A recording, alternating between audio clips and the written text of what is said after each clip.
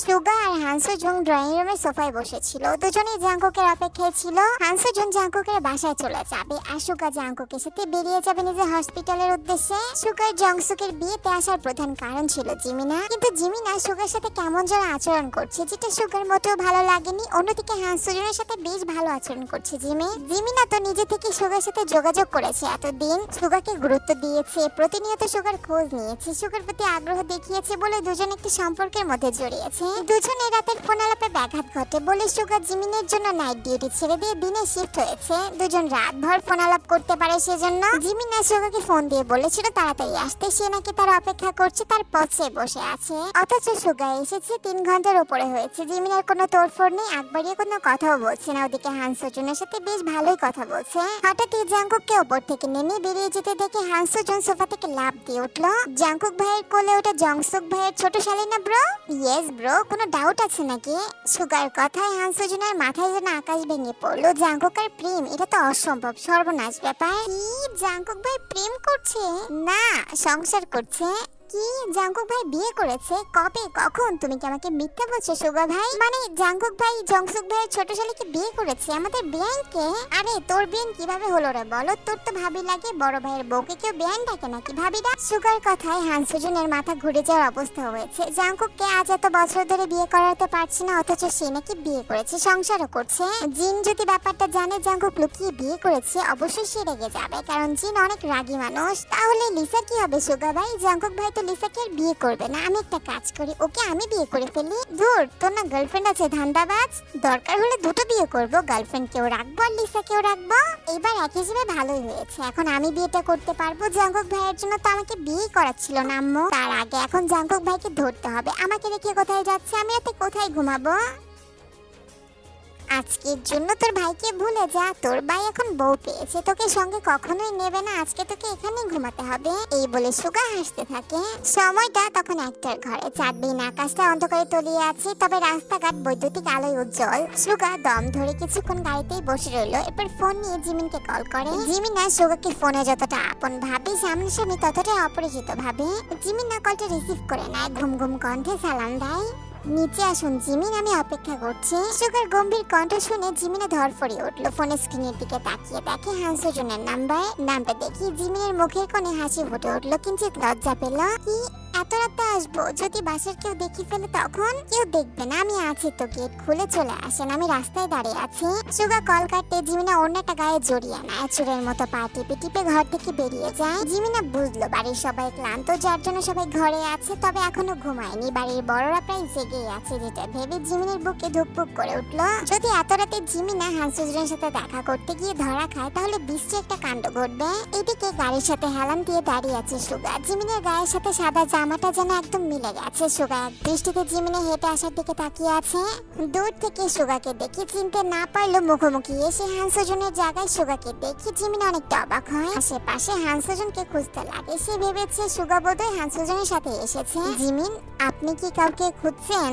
আসলে ভাইয়া, আপনার ভাই মানে হানসো জুন আসেনি, আমি ওনাকেই খুঁজছিলাম। উনি তো আমাকে এখানে আসতে বলেছে।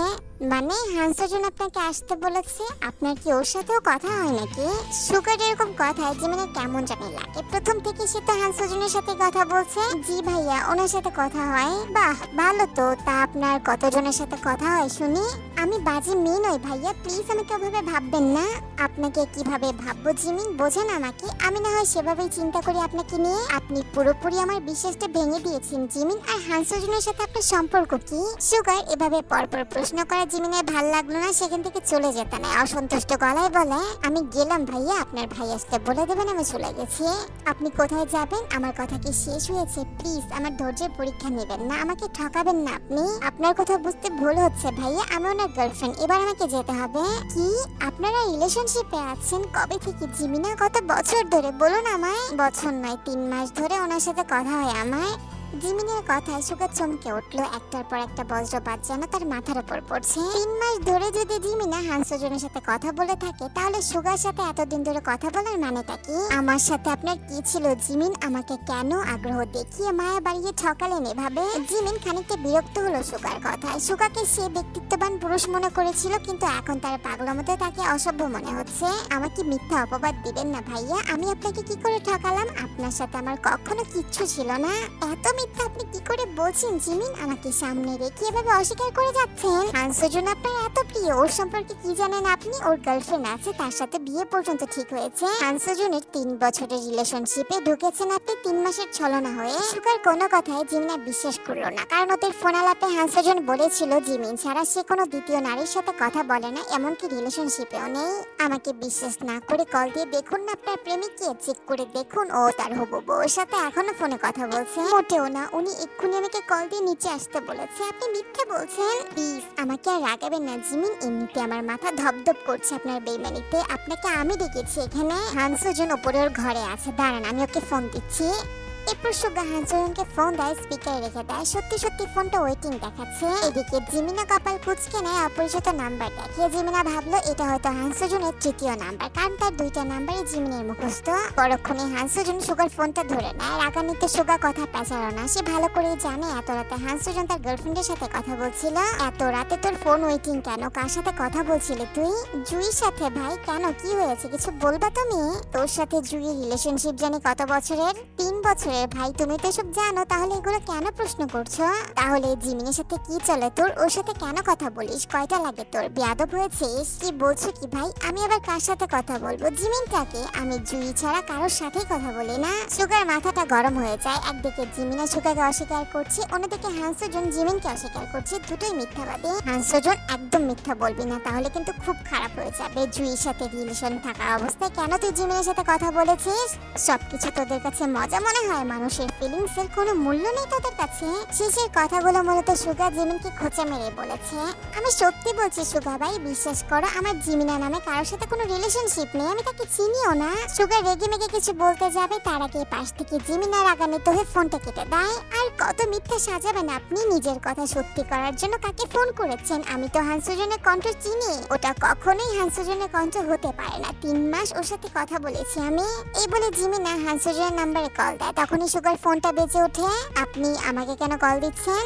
আচ্ছা, আমি আপনাকে ফোন দিতে যাব কেন? আমি আপনার ভাইকে ফোন দিচ্ছি। এটুকু বলে জিমিনা থমকে গেল, কারণ সুগার মোবাইলে নিজের নাম্বারটা জিমিন নামে সেভ করে দেখে।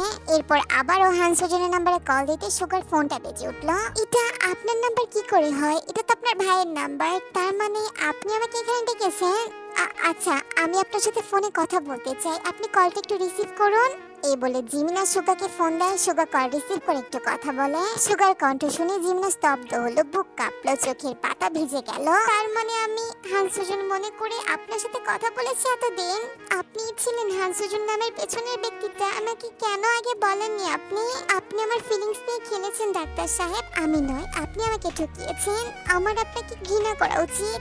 সুগা জিমিনের কথায় বুঝতে পারলো জিমিন এতদিন হানসোজন মনে করে সুগার সাথে কথা বলেছে, যার জন্যই দুজনকে ভুল বুঝেছে। এত ভুল বুঝাবুঝি কিভাবে মিটবে দুজনে?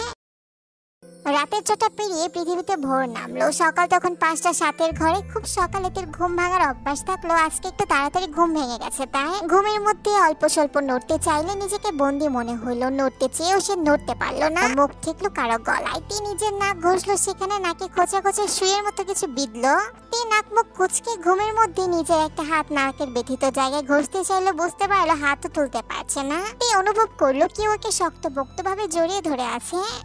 চোখ বন্ধ অবস্থায় হাত দিয়ে হাতটাতে শুরু করলো। এরপর অনুভব করলো তার হাত কোমর থেকে পিঠে গিয়ে থামলো। তে বুঝতে পারলো কারো শরীর হাত চাচ্ছে সে। এরপর কারো গায়ের করা পারফিউমের গানে তে বুঝতে পারলো জাঙ্গকের 2 বাহুতে আটকে আছে সে। এবার জন্য তে স্বস্তির নিঃশ্বাস ফেললো। যাক, অন্য কোনো পুরুষের সাথে শোয় নেই তো সে। কিন্তু তে এখানে কি করে আসলো? তার যতটুকু মনে আছে লাস্ট টাইম তে জাঙ্গকের সাথে ওইরকম একটা আপত্তিকর পরিস্থিতিতে ছিল, তারপর আর কিচ্ছু মনে নাই। তে কোক সামনাসামনি শুয়ে আছে, দুজনে কাত হয়ে শুয়ে আছে। তের মুখ জাঙ্গকের গলা অব্দি তাকিয়ে আছে। এবার জন্য ভীষণ লজ্জায় সিটিয়ে পড়লো, বুকটা টিপ টিপ করলো অস্থিরতায়। ওকে সারা রাত এভাবে ঘুমিয়েছিল লোকটার সাথে। ইস কি লজ্জা! এত লজ্জায় তুই নিশ্চয়ই ওর স্বামীকে মুখ দেখাতে পারবে না। তুই লজ্জায় আড়ষ্ট হয়ে জাঙ্কুক থেকে ছাড়া পেতে চায়। এরপর জাঙ্কুকের ঘুমের সুযোগ নিয়ে খুব আস্তে করে বিছানা থেকে নেমে যায়। গায়ে ওড়নাটার খোঁজ করতে দেখে সিটি অবহেলায় ফ্লোরে পড়ে আছে। তার মানে দিকেও লোকটার সাথে ওড়না ছাড়া ঘুমিয়েছিল। ইসতে আবারও লজ্জায় পড়ে যায়, গায়ে ওড়নাটা জড়িয়ে নেয়। এরপর জাঙ্কুকের দিকে তাকায় চোরের মতো করে। কর্নার টেবিল হতে নিচের ফোনটা নিয়ে বিনা শব্দে রুম থেকে বেরিয়ে যায়। আজকে বড় বাঁচা বেঁচে গেছে। জাঙ্কুকের ঘুম ভাঙার আগে সে পালিয়ে আসতে সক্ষম হয়েছে। এই স্বস্তির নিঃশ্বাস ফেলার মধ্যেই নাকে আসলো কড়া পারফিউমের গ্রান। এই গ্রানটাতে চিনে জাঙ্কুকের শৈলের গ্রান। যতবার জাঙ্কুক তার সামনে এসেছিল ঠিক ততবার এই সুগন্ধিটা পেয়েছিল। তে নিজের কাঁধে নাক বাজিয়ে শ্বাস টানতে বুঝতে পারলো জাঙ্কুকের শৈলের গ্রান তার শৈলে মিশে গেছে। বারবার নাক বাজিয়ে নিজের শরীর শুকলো। বাপরে, এতে পুরো শরীরে শুধু জাঙ্কুক জাঙ্কুক গন্ধ ছাড়ছে। এই মুহূর্তে যদি কারো সামনে যায় তাহলে নিশ্চিত ধরা পড়ে যাবে। সবাই বুঝে যাবে যে জাঙ্কুকের সাথে রাতে ছিল। লোকটা শরীরের ঘ্রাণ থেকে ভীষণ ভাবে টানছে। ভীতু চোখে আশেপাশে তাকালো, চারপাশটা দেখে বুঝলো এটা তো জংসুকদের বাড়ি নয়। দেখলো এটা খান বাড়িও নয়। তো খান বাড়ি চিনি, এর আগে 2 বার এসেছে। কোনো ভয় পেল না, নির্ভয়ে সামনের দিকে দেখতে দেখতে এগিয়ে গেল। করিডোর থেকে দেখতে পেলো একটি লম্বা সিঁড়ি দিয়ে ড্রয়িং রুম অব্দি গিয়েছে। সিঁড়ি বেয়ে নিচে নামলো না। কার না কার বাড়িতে যদি কৌতূহলে নিচে অব্দি যায় তাহলে নিশ্চয়ই কারো না কারো সামনে পড়ে যাবে।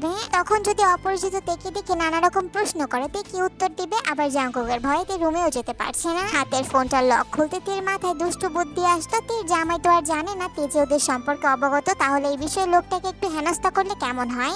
ঠিক করলো তার স্বামীকে আচ্ছা মতো জব্দ করবে। এরপর জাঙ্কুককে কল লাগায়। কিছুক্ষণ পর জাঙ্কুক কল রিসিভ করে নেয়। ঘুম জড়ানো কণ্ঠ শুনে শিহরিত হয়ে যায়। বাপরে, এই লোকের সবকিছুই মারাত্মক। কণ্ঠটা শুনে তার বুকটা ধুক করে উঠলো। এত ঘায়েল হতে হতে কবে জানি হার্ট অ্যাটাক করে মরে যায়। হ্যালো, শুনছেন? আমি না আপনাকে ঠকিয়েছি। আমার বড় আপুর ভাসুর জাঙ্কুক খান, তার সাথে রাতে ঘুমিয়েছি। এখন আমি আর আপনার বউ না।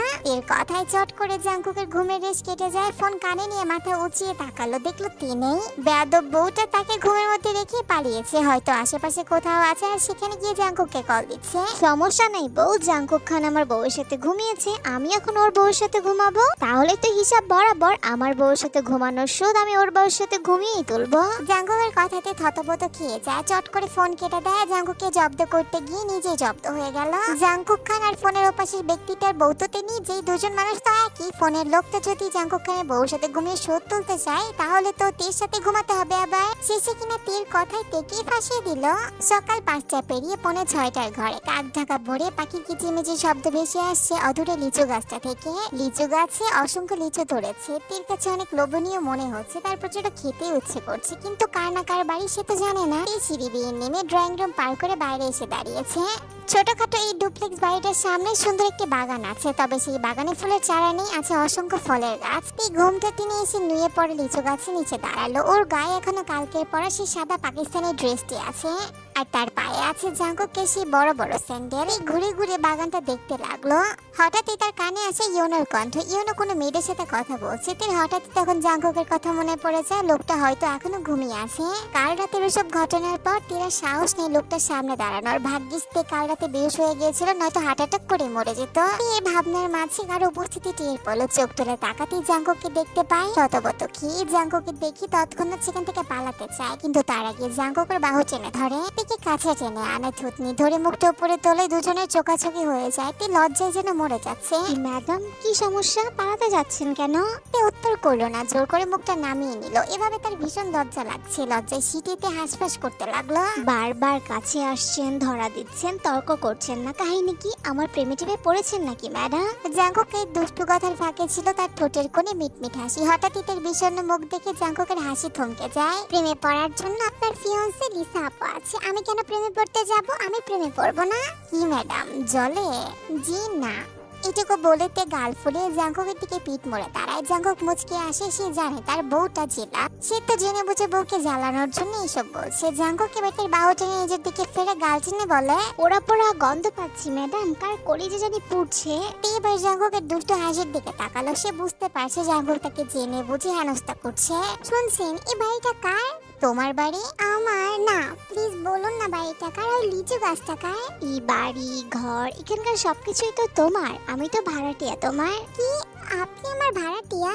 জাঙ্কুক মাথা নাড়ে। তে মুহূর্তে খুশি হয়ে যায়, কারণ সে জাঙ্কুকের ইঙ্গিত বুঝতে পেরেছে। জাঙ্কুক যে বাড়ির মালিক এটা তার বুঝতে আর বাকি নাই। তের স্বামী এ বাড়ির মালিক হলে তে বাড়ির বউ, তাহলে তো সে বাড়ির মালকিন, এটাই তো স্বাভাবিক। আর এজন্য জাঙ্কুক তে বাড়ির মালিক বলে সম্বোধন করেছে।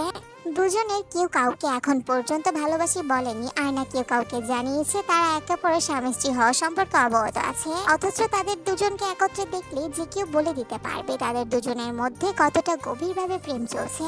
তখনই মেন গেট দিয়ে প্রবেশ করলো হান সজুন। হান সজুনকে দেখে তে ভয় পেয়ে যায়। সে যদি তেকে এখানে দেখে উল্টাপাল্টা কিছু ভাবে বা বড়দেরকে কিছু বলে দেয় তখন কি হবে? তে ভয়ে সেখান থেকে দৌড়ে পালিয়ে যেতে নাই। তের কাণ্ডে জাঙ্কুক খানিকটা চমকালো। তে যাওয়ার দিকে তাকিয়ে খানিকটা উঁচু গলায় বলে, ব্যাপারটা ভুলিনি কিন্তু তে, আমার অসমাপ্ত কাজটা সমাপ্ত চাই।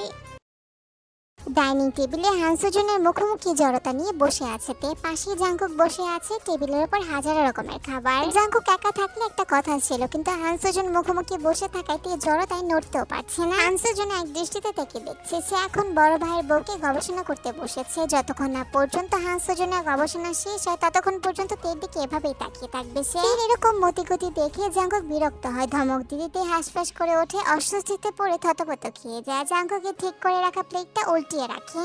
কফি দাও।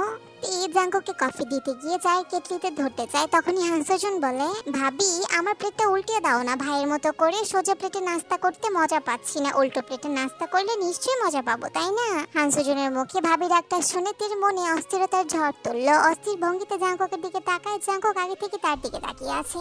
দুই ভাই এমন করে তেকে কি দেখছে আল্লাহ জানে। তে এখন অস্বস্তিতে পড়ে গেছে। তে সবকিছু গুলিয়ে ফেলেছে। এলোমেলো কাজ করতে শুরু করেছে। খালি চায়ের কাপটা জাঙ্কুকের দিকে এগিয়ে দিতে দিতে বলে, এই নিন আপনার রুটি। হোয়াট? এটা রুটি? তে জাঙ্কুকের হাতের দিকে তাকিয়ে অস্থির ভঙ্গিতে লজ্জিত হলো। কি করবে ভেবে না পেয়ে তাড়াহুড়ো করে জাঙ্কুকের হাত থেকে খালি কাপটা ছিনিয়ে নেয়। ও ভাবি, আমাকেও ভাইয়ের মতন এমন একটা রুটি দিন। লজ্জা, ভয়, অস্থিরতা একত্রে ঘিরে ধরেছে দেখে হান সজুন বারবার ভাবি বলে ডেকে সেটা যেন আরো বাড়িয়ে দিচ্ছে। হান সজুন পুনরায় রুটি চাইলে তে তার দিকে একটা আপেল এগিয়ে দেয় আর বলে, আপনার চা। হান সজুন তার হাত থেকে আপেলটা নিয়ে পর্যবেক্ষণ করে টুপ করে কামড় বসিয়ে দেয়। আহা, ভাবির হাতের চা হলো অমৃত। চা তো নয়, যেন আপেলের স্বাদ পাচ্ছে খেতে। এবার জাঙ্কুকের দিকে একটা কলা এগিয়ে দিতে দিতে বলে, আপনার কফি। জাঙ্কুকের হাত থেকে গলাটা নেওয়ার আগে হান সজুন ছো মেরে সেটাকে ছিনিয়ে নেয়। ভাবি, ভাইয়ের তোমার কফি খাওয়ার দাঁত হয় নাই তো? আমার দাঁত আছে 34টা। এই যে দেখো, এই জন্য তোমার কলা ফ্লেভারের কফিটা না হয় আমি খাই, কেমন? সকাল তখন 9:45। তপ্ত রোদে উজ্জ্বল ধরনী। এই সাত সকালে জাঙ্কুকের অফিসে থাকার কথা, তবে এখন সে ড্রাইভিং সিটে বসে আছে। তার পাশেই হান সজুন চকচক মুখে বসে আছে। আর তে দুই ভাইয়ের পেছনে কাছামাছি হয়ে বসে আছে। এই সকালের নাস্তার টেবিলে কত কিছুই না হলো। তে লজ্জা, অস্থিরতা, কত ভুলভাল কাজ করেছে। ওদিকে জাংসুকদের বাসায় থেকে নিয়ে হয়তো অনেক টেনশন করছে। তে জাঙ্কুককে অনেকবার বলেছে দিয়ে আসতে, কিন্তু জাঙ্কুকের কোনো রেসপন্স নেই। এর ভীষণ টেনশন হচ্ছে। জাঙ্কুকের সাথে তের অবাধে চলাফেরা যদি কারো কানে যায় তাহলে বিশ্বে একটা ঘটনা ঘটে যাবে। তে ভয়কে বাড়িয়ে দিতে হান সজুন বলে, ভাবি তুমি আমার আম্মুকে চিনো? দেখেছো কখনো সরাসরি? তে ভয়ের চোখে হান সজুনের দিকে তাকায়, মাথা নাড়িয়ে অসম্মতি জানায়। জাঙ্কুক সামনে ড্রাইভিং সিটে বসে স্টিয়ারিং ঘোরাতে ঘোরাতে তাকালো হান সজুনের দিকে। ভাবি শোনো, আমার আম্মু কিন্তু অনেক রাগী মানুষ। জাঙ্কুক ভাইয়ের থেকেও বেশি রাগী। এতটা রাগী যে আমাদের আম্মু যখন রেগে মেগে আগুন হয়ে যায় তখন আম্মুর কপাল দিয়ে দুটো আগুনের শিং বের হয়, জানো? তুমি সাবধান থেকো ভাবি। আমাদের আম্মু নতুন মানুষ দেখলেই শিং দিয়ে গুঁতো মারে। তবে তুমি তো তার বড় ছেলের বউ, সেই সুবাদে তোমাকে ছাড় দিলেও দিতে পারে। I don't know. আমার না তোমার জন্য ভীষণ চিন্তা হয়, জানো? অল্প সময়ের মধ্যে তোমাকে আমার মনে ধরেছে। তোমাকে বড় ভাবির চোখে দেখেছি আমি। তুমি যদি আম্মুর শিংয়ের গুঁতো খেয়ে হসপিটালে পড়ে থাকো তাহলে আমি ভীষণ দুঃখ পাবো। এজন্য আমি আগে থেকে তোমাকে সাবধান করতে চেয়েছিলাম ভাবি। আম্মুর সাথে দেখা হলে তুমি পা ধরে শুয়ে পড়বে। আম্মুর না লম্বা লম্বা সালাম খুব পছন্দ, ছোট ছোট সালাম সে পছন্দই করে না। হান সজুনের কথাটি ভয়ে চোখ মুখ খিচে অন্ধকার করে নেয়। সে এতক্ষণ ধরে আন্দাজ করছিল জাঙ্কুক তাকে কোথাও নিয়ে যাচ্ছে। জাঙ্কুক ফ্রন্ট মিরর দিয়ে থেকে দেখলো অসহায় মুখ করে বসে আছে। হয়তো যে কোনো সময় অতিরিক্ত ভয় কেঁদেও দিতে পারে। আহা, ভয় পেও না ভাবি, আমি আছি তো। তোমার ভয় আমার কষ্ট। আমি তোমাকে এক্ষুনি একটা সুবুদ্ধি দিচ্ছি। এটা হচ্ছে শাশুড়িকে পটানোর রেসিপি। আমার কথা শুনলে তোমার সব ভয় চলে যাবে। শাট আপ হান সজুন, ও তো ভয় পাচ্ছে। দিলে তো ভাবিকে ভয় পাইয়ে ভাই। এমনি ভাবি আম্মুকে নিয়ে টেনশনে আছে। কই তুমি তাকে সাহস দিবে? তা না আমাকে ধমকাচ্ছ। আজকে তোমার জন্য আম্মুর সিংহের গুঁতো খাবে ভাবি। জাঙ্কুক মিরর দিয়ে থেকে দেখতে লাগলো। হানসোজুন থেকে সান্ত্বনা দেওয়ার নাম করে আবার উল্টাপাল্টা বোঝাতে লাগলো। আসলে হানসোজুন ছেলেটা এরকমই স্বভাবে, দুই ভাই ভিন্ন হলো কেউ কাউকে মানিয়ে নিতে সমস্যা হয় না। কিছুক্ষণের মধ্যে গাড়িটা একটি বড় ভবনের সামনে এসে দাঁড়ায়। হানসোজুন গাড়ি থেকে নেমে দরজাটা খুলে দেয়। তে ভয়ার্ত মুখ করে আস্তে আস্তে গাড়ি থেকে নেমে যায়। আশেপাশে তাকিয়ে দেখে বিশাল বড় বড় দালান কোঠা। জাঙ্কুক নিজের গায়ের কোটটা তের দিকে এগিয়ে দিতে দিতে বলে, আমরা এখন গুলশানে থাকি। এই বিল্ডিং এর 6th ফ্লোরে আমার মা থাকে। তোমাকে ওনার সাথে দেখা করাতে নিয়ে আসলাম, চলো। জাঙ্কুকের কোটটা নিয়ে কাছামাঝি হয়ে দাঁড়িয়ে পড়লো। জাঙ্কুক হাঁটা শুরু করলো। এরপর হানসোজুন গিয়ে তের পাশে দাঁড়ায়। ভাবি সাবধানে থেকো, আমার কিন্তু তোমার জন্য ভীষণ ভয় হচ্ছে। এরপর ওরা লিফটে উঠে পড়ে। ভয়ার্ত তে যখন কাছামাচো করে কাঁপছিল তখনই জাঙ্কুক পাশ থেকে তের হাত শক্ত করে চেপে ধরে তার পাশে দাঁড় করিয়ে দেয়। জাঙ্কুক চিনি এভাবেই থেকে সাহস দিল ভয় না পাওয়ার জন্য। 6th ফ্লোরে আসতে তের হাতটা সেভাবেই ধরে সামনের দিকে এগিয়ে গেল। জাঙ্কুক কলিং বেল বাজাতেই 22-23 বছরের যুবতী কাজের মেয়ে জিনি দরজা খুলে দেয়। দরজা খুলতে জাঙ্কুক আর হানসোজনের সাথে থেকে দেখি তৎক্ষণাৎ গলা ফাটিয়ে চিৎকার করতে শুরু করে, ও ম্যাডাম গো, বড় ভাইজান ভাবিরে লইয়া আইছে, দেখা যান। জেনির এরকম চিৎকারে হানসোজন মজা পেল। জাঙ্কুক চরম বিরক্ত হলো। সেভাবেই ভয়ার্ত তীর দিকে তাকায়। হানসোজন আগে গিয়ে সোফায় গা এলিয়ে দেয়। তে ভয়ে ভয়ে কাচুমাচু হয়ে দাঁড়িয়ে আছে জাঙ্কুকের পাশে। ফ্ল্যাটটা বেশ সুন্দর আর পরিপাটি গোছানো টাইপের। যে কেউ দেখলেই বলবে এখানে রুচিশীল মানুষের বসবাস আছে। এই জাঙ্কুককে নিয়ে ভাবতে শুরু করেছে। দুদিনের মাথায় সে তার পরিবারের সাথে দেখা করাতে চলে এসেছে তাকে নিয়ে। এই ভাবনার মধ্যে কারো পায়ের শব্দ কানে আসে। সামনে তাকাতেই দেখে চমৎকার সুন্দরী এক নারীকে, যার রূপ লাবণ্য চোখে লাগার মতো সুন্দর। এই ড্যাব ড্যাব করে তাকিয়ে রয়েছে মধ্যবয়স্ক সুন্দরী নারীর দিকে। সাদা দবদবে গায়ে কালো মসলিন শাড়ি পরে আছে। মহিলাকে দেখে কেউ বলতেও পারবে না তার দুটো দামড়া দামড়া ছেলে আছে। তোদের আসার কথা ছিল 9টায়, এখন বাজে 10টা। 1 ঘন্টা লেট হওয়ার কারণ কি? শক্ত গলা, শক্ত পার্সোনালিটি দেখে তের মনে হলো এই যেন জাঙ্কুকের কার্বন কপি। ভাবির হাতে ইউনিক নাস্তা খেতে খেতে 1 ঘন্টা লেট হয়ে গেছে। মা কি মজার মজার নাস্তা ছিল! আপেল ফ্লেভারের চা, কলা ফ্লেভারের কফি, কাপ ফ্লেভারের রুটি, আরো কত কিছু ছিল। ছোট ছেলের মুখে ভাবি ডাক্তার শুনে জিন তের দিকে তীক্ষ্ণ চোখে তাকায়। পা থেকে মাথা অব্দি বরফ করে নেয়।